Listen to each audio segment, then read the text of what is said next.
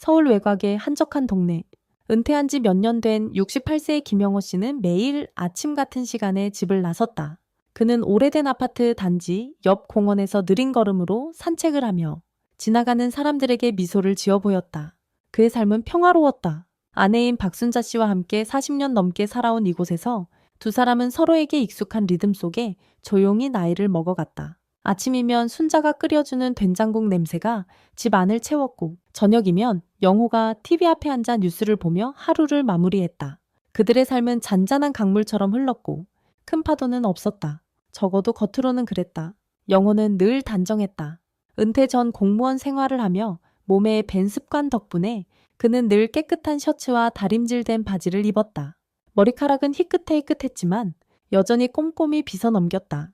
동네 사람들은 그를 점잖은 노인이라 불렀고 그는 그 칭찬이 나쁘지 않았다. 하지만 그의 내면은 겉모습만큼 단정하지 않았다. 오랜 세월 반복된 일상에 영호는 말로 표현할 수 없는 공허함을 느끼기 시작했다. 아내와의 대화는 점점 줄어들었고 두 사람 사이에는 침묵이 더 자주 맴돌았다.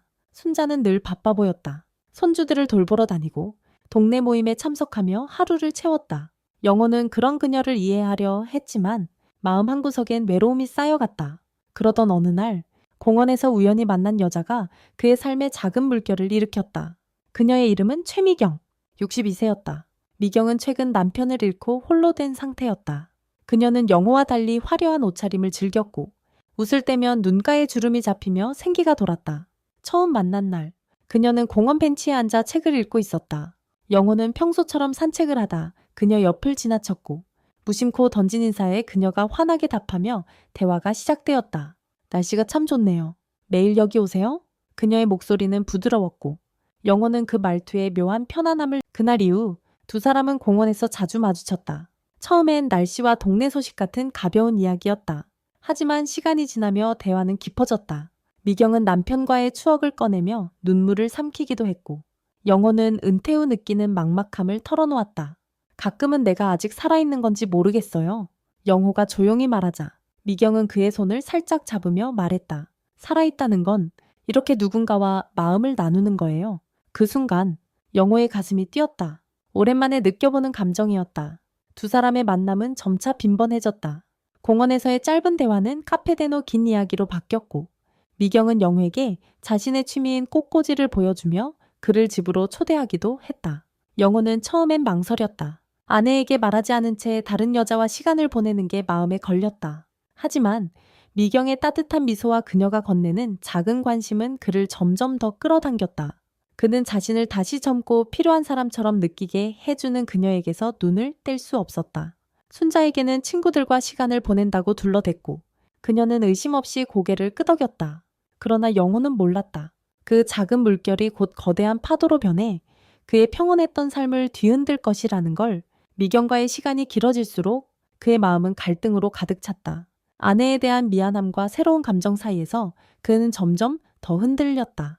그리고 그 흔들림은 곧 그의 삶 전체를 뒤바꿀 선택으로 이어질 김영호의 일상은 점점 더 최미경을 중심으로 돌아가기 시작했다. 아침 산책은 이제 그녀를 만나기 위한 명백한 이유가 되었고 집에 돌아와서도 그의 머릿속은 미경의 웃음소리와 대화로 가득 찼다. 박순자는 여전히 바빴다. 손주들이 감기에 걸렸다며 며칠간 딸네 집에 머물렀고 영호는 그 틈을 타 미경과 더 많은 시간을 보냈다.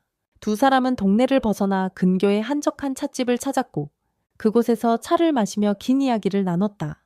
미경은 영호에게 자신의 지난 삶을 털어놓았다.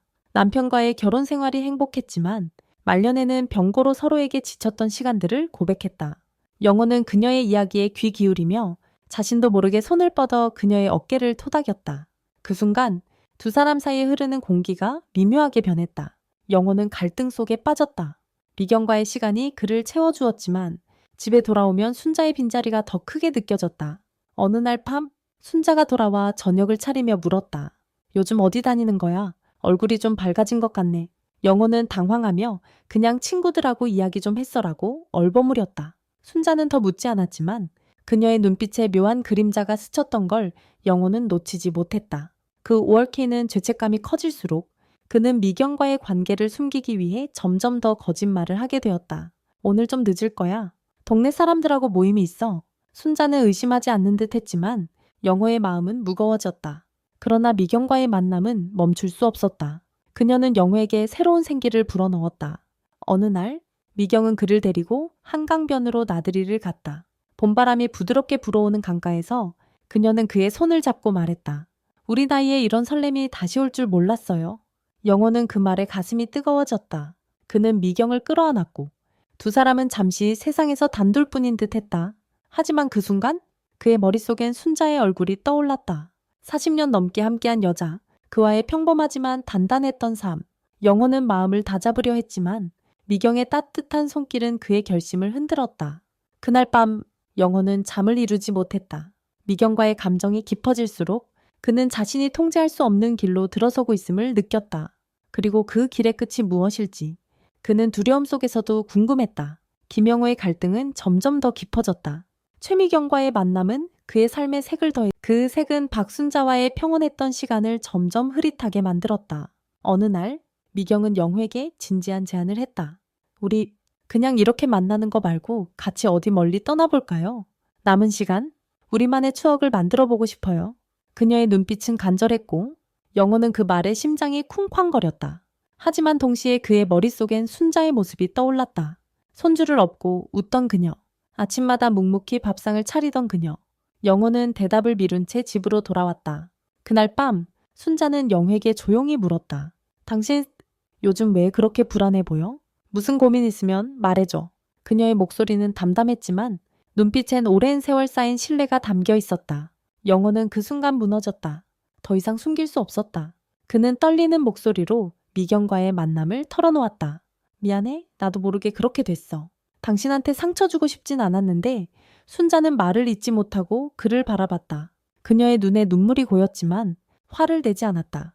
대신 그녀는 한참 후에 입을 열었다. 당신이 외로웠던 거 나도 알아. 나도 바빠서 당신 챙기지 못한 게 미안해. 그 말에 영호는 가슴이 찢어질 듯 아팠다. 순자는 그를 탓하기보다 자신을 돌아봤고 그 모습이 영호를 더 아프게 했다. 며칠 후 영호는 미경을 만났다. 그는 단호한 목소리로 말했다. 미경 씨, 당신과 보낸 시간은 정말 소중했어요. 근데 나한테는 순자가 전부예요. 이 이상은 못 가겠어요. 미경은 눈물을 삼키며 고개를 끄덕였다. 알아요. 당신이 행복했으면 그걸로 됐어요. 두 사람은 그렇게 헤어졌다.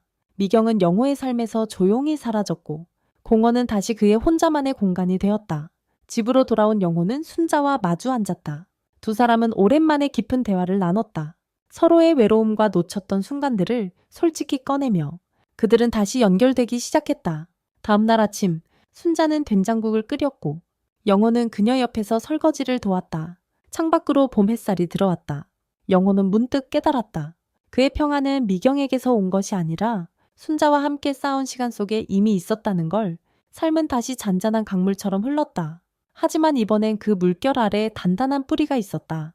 영호는 미소 지었다. 어쩌면 진짜 설렘은 새로운 시작이 아니라 옆에 있는 일을 다시 발견하는 데 있는지도 몰랐다.